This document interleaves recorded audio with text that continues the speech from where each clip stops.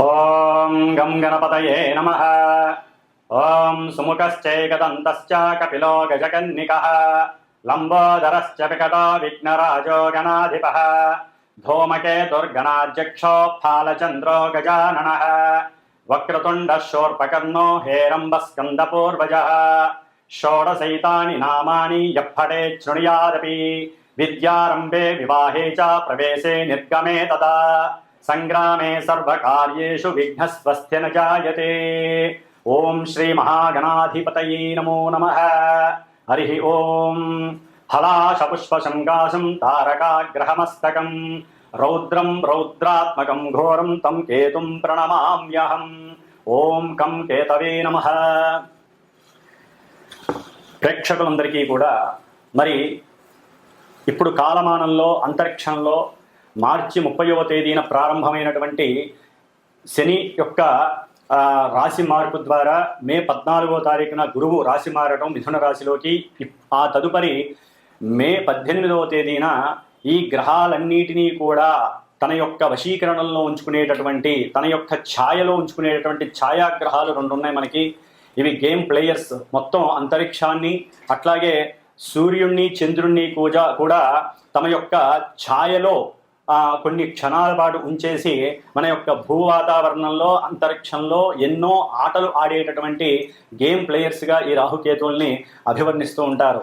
కాబట్టి అట్లాగే మే 18వ తేదీన రాహుగ్రహము కుంభరాశిలోకి తన యొక్క ప్రవేశాన్ని పూర్వాభాద్ర నక్షత్రంలో ప్రవేశించి స్టార్ జరుపుతుండగా మరి ఆయనకు ఎదురుకుండా 180 డిగ్రీల దూరంలో ఈ యొక్క కేతువు అనేటటువంటి ఒక గ్రహము, మృత్యుగ్రహము మరి సింహరాశిలోకి సూర్యుడి యొక్క నక్షత్రమైనటువంటి ఉత్తర ఫల్గుని నక్షత్రంలో చార జరుగుతోంది. అంటే రాశి మార్పు జరుగుతోంది, కన్యా రాశిలోంచి సింహరాశిలోకి మార్పు జరుగుతోంది.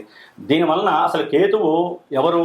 కేతువు ఒక మృత్యుదేవత. అంటే బ్రహ్మగారు ఒకానొక సమయంలో తను ఒక మృత్యువు అనేటటువంటి ఒక ఆవిడికి సృష్టి చేశాడు. అయితే ఎందుకని చేశాడు ఆ మృత్యువు అనేటటువంటి ఆవిడంటే, మరి భూమి మీద ఎంతోమంది కర్మానుసారం పుడుతూ ఉంటారు, ఎన్నో జీవులు, అది మానవుడు కావచ్చు జీవులు కావచ్చు. మరి పుడుతున్నప్పుడు ఈ జీవులు మళ్ళీ చనిపోతేనే కదా మళ్ళీ సృష్టి అనేది వీణవుతూ ఉంటుంది. ఉన్నవాళ్ళు అలాగే ఉంటే కష్టం కదా. అందుకని అది ఆలోచించి ఆవిడికి జననమిస్తే ఆవిడ ఏడుస్తోంది, ఇదేనా నేను అందరినీ కబలించడానికేనా నాకు జన్మనిచ్చింది అని బాధపడుతుంటే, అప్పుడు ఆవిడ బాధపడుతున్నప్పుడు ఆ కన్నీటిలోంచి ధారల్లోంచి కొంత పొగ వచ్చింది. ఆ పొగలోంచే కేతువు అనేటటువంటి ఒక ధూమ్ర గ్రహం, అంటే ఈ పొగని ధూమ్రము అంటారు. కాబట్టి కేతువు ధూమ్రగ్రహంగా జన్మించాడు ఆ మృత్యువు అనేటటువంటి ఆ బ్రహ్మచేత సృష్టింపబడినటువంటి కన్యకు.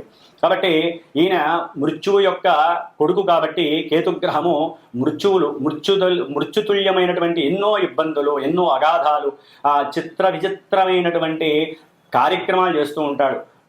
మనసంతా కూడా, అంటే ఈ యొక్క అశ్విని నక్షత్రం అట్లాగే మఖా నక్షత్రం, ముఖ్యంగా మూలా నక్షత్రం, ఈ 3 నక్షత్రాలకి ఆయన అధిష్టాన గ్రహం కేతు.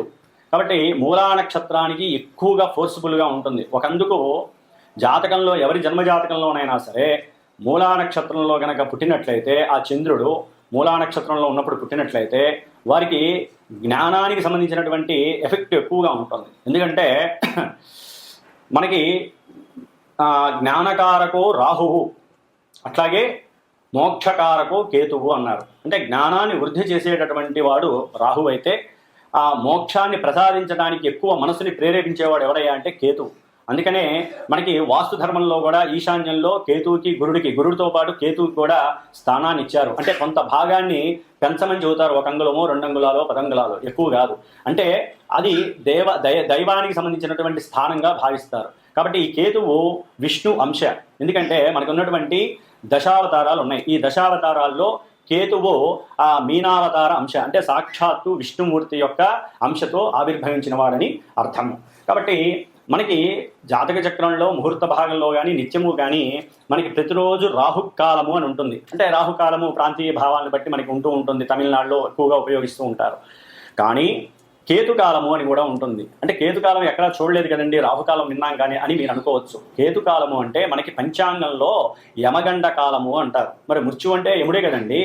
కాబట్టి వీళ్ళందరికీ రిలేషన్స్ ఉన్నాయి, సత్సంబంధాలు ఉన్నాయి. వీళ్ళందరికీ కూడా మృత్యుదేవతకు కానీ, కేతువుకి కానీ, యముడికి కానీ, శనికి కానీ అందరికీ కూడా వీళ్ళందరూ కూడా మనుషుల్ని మింగేసేటటువంటి తత్వం ఉన్నటువంటి వాళ్ళు.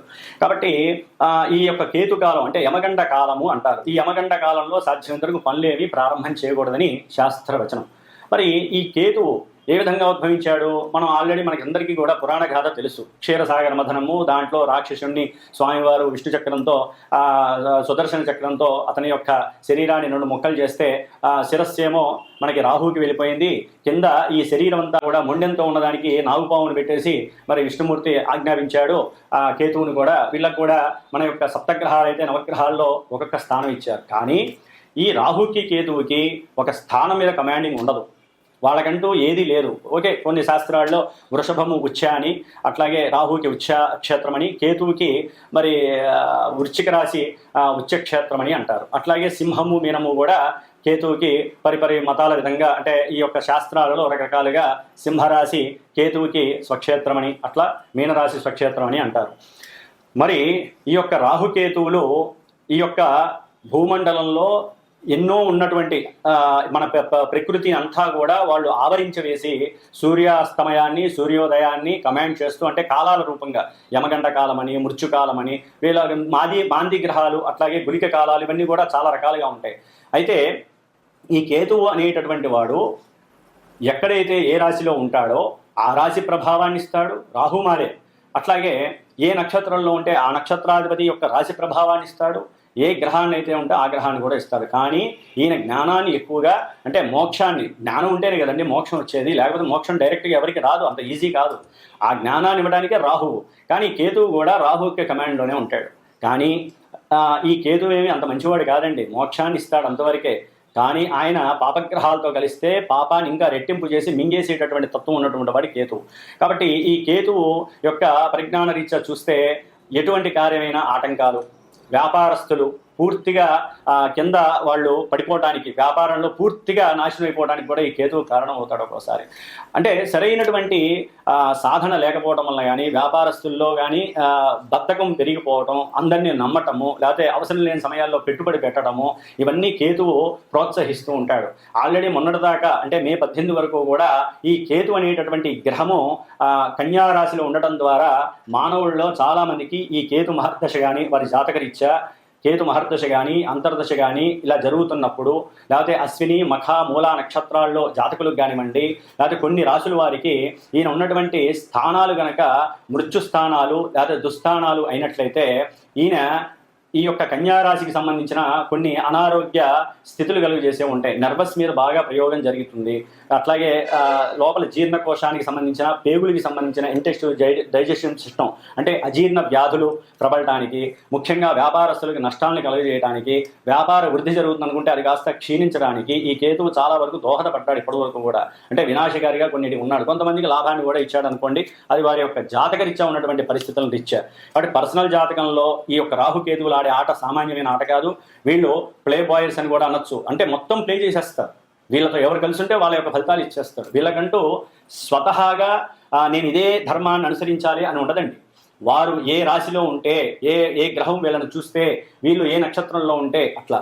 ఇప్పుడు మరి ఉత్తరాఫల్గుని అంటే సూర్యుడు యొక్క నక్షత్రంలో మనకి జోడియాక్లో మేషం నుంచి 5వ స్థానం అయినటువంటి సూర్యుడు యొక్క రాశి ఏంటి? సింహరాశి. ఆ సింహరాశిలో కేతు వస్తున్నాడు అంటే అతనికి స్వక్షేత్రం. సాధ్యమైనంతవరకు అతను చెడు చెయ్యడు. కానీ కొన్ని రాశుల వారికి మాత్రం స్థానాల రీత్యా చెడు స్థానాలు అయితే ఘోరాతి ఘోరమైనటువంటి పరిస్థితుల్ని కేతువు కలుగజేస్తాడు.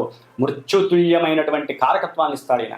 అందుకని ముఖ్యంగా హృద్రోగము, జఠర రోగము, జీర్ణాశయ లోపాలు, అట్లాగే లివర్కి సంబంధించిన ప్రాబ్లమ్స్, లేకపోతే శిరస్సుకి సంబంధించినవి, క్యాన్సర్స్, ఇంకా ఒక రకంగా చెప్పాలంటే అధికారులు వారు అనుకున్నటువంటి అనుకూలమైనటువంటి అధికారత్వాలు లేకపోవటం, లేకపోతే రాజకీయ నాయకుల్లో వారి వంశపారంపర్యంగా ఎంతోమందికి అనుకూలతలు కలగజేయటం సాధ్యమైనంత వరకు. ఎందుకంటే కుజవత్ కేతువు శనివత్ రాహువు అన్నారు. అంటే కుజవత్ కేతువు అంటే కుజుడిచ్చే ఫలితాలన్నీ కేతు ఇస్తాడు. కుజుడు ఏ విధమైనటువంటి దుర్మార్గపు పనులు చర్యలు ఇస్తాడో, ఎందుకంటే యుద్ధాలు కావచ్చు, శస్త్రచికిత్సలు కావచ్చు, ముఖ్యంగా కేతుగ్రహ ప్రభావం ఉన్నటువంటి వాళ్ళకి శస్త్రచికిత్సలు ఎక్కువగా జరిగే అవకాశాలు ఉంటాయి. అది ఏ భాగం అనేటటువంటిది శరీర జాతకం నుంచి తెలుస్తూ ఉంటుంది. కాబట్టి మరి కుజుడు ఇచ్చేటటువంటి భయాందోళన కానీ, ప్రమాదాలు కానీ, మృత్యుతుల్యమైన ఏ విషయాలైనా సరే, ఈ యొక్క ముఖ్యంగా ల్యాండ్ లిటిగేషన్స్ కానివ్వండి, లేకపోతే అన్నదమ్ముల మధ్య గొడవలు కానివ్వండి, పోట్లాటలు, ఒక చోట సరైనటువంటి స్థిమితం లేకపోవటం, మానసిక చిత్ర విచిత్రమైనటువంటి కళాఖండాలు ఉంటాయి వీళ్ళల్లో. అట్లాగే జూలై 20 తర్వాత ఈయన మళ్ళీ పూర్వ ఫల్గుని నక్షత్రంలోకి వస్తున్నాడు, శుక్ర నక్షత్రం. ఇప్పుడు సూర్యుడిచ్చే ఫలితాలు ఇస్తే అప్పుడు శుక్రుడిచ్చే ఫలితాలు. చిత్రకళారంగంలో వాళ్ళకి కొంతమందికి అనుకూలతలు ఉంటాయి, కొంతమందికి దిగజారితనాలు ఉంటాయి. చాలా చాలా గోల్మాల్ సిస్టమ్స్ అనేవి కేతు ఇస్తాడు. చిత్రకళా పరిశ్రమ, లలిత కళలు ఉంటాయి మనకి. ఆ లలిత కళల్లో ఏదైతే ఉన్నాయో వాటన్నిటి మీద కేతు యొక్క ప్రభావం ఉంటుంది. సెన్సెక్స్, ముఖ్యంగా షేర్స్ అండ్ సెన్సెక్స్, దేశకాలమాన పరిస్థితుల్లో ఇవి చాలా ఎక్కువగా ఈయన యొక్క కేతు యొక్క ప్రభావం ఉంటుంది. అట్లాగే భార్యాభర్తల మధ్య అన్యోన్యతకు కూడా కేతు యొక్క ప్రభావం ఉంటుంది. ముఖ్యంగా కేతువుకి సంతానానికి సంబంధం ఉంది. ఎందుకంటే కాలసర్ప దోషంలో కేతు యొక్క పాత్ర అచంచలమైనటువంటిది, అనిర్వచనమైనటువంటిది. కాబట్టి సంతానం లేనటువంటి వాళ్ళు ఎంతో మంది గణపతిని ఆరాధించుకోవాలి, సుబ్రహ్మణ్యేశ్వర స్వామిని ఆరాధించుకోవాలి. అన్నిటికన్నా ముఖ్యంగా కేతుగ్రహ ప్రభావం ఉన్నవాళ్ళు కేతువు యొక్క జపాలని, దానాలని, ముఖ్యంగా హోమాలని చేయించుకోవాలి. గణపతికి సంబంధించిన గకార అష్టోత్తరం కావచ్చు, గరికతో కావచ్చు, దర్భతో కావచ్చు, హోమాలు చేయించాలి. సంతానపరంగా కానీ, విద్యాపరంగా కానీ, బుద్ధి పెరగినటువంటి వాళ్ళు కానివ్వండి, నర్వస్ సిస్టమ్ ఆపరేట్ కానటువంటి వాళ్ళు కానివ్వండి, పక్షవాతం వచ్చిన వాళ్ళు కానివ్వండి, ఒకటి కాదండి, చిత్ర విచిత్రంగా ఉంటాయి కేతు ఇచ్చేటటువంటి పరిస్థితులు. వీళ్ళందరూ కూడా గణపతిని ఎక్కువగా ఆరాధించండి. కేతుగ్రహ ప్రభావం వలన, దానివలన బుద్ధి వికాసము, కూర్చుంటే పూజ చేయాలనేటువంటి తాపత్రయం పెరుగుతుంది. మోక్ష మార్గానికి మీకు మీరే ఆ దైవాన్ని ఎక్కువగా నమ్ముకోవాలి. కాబట్టి కేతువు సింహరాశిలో ఉండటం చాలా చాలా విశేషప్రదం, కొన్ని రాశుల వారికి తప్ప.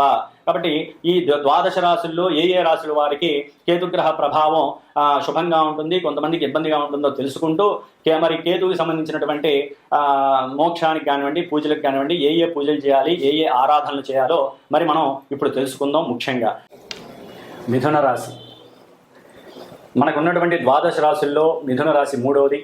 ఇది వ్యాపారాలను సూచించేటటువంటి రాశి, క్రయ విక్రయాలను సూచించేటటువంటి రాశి.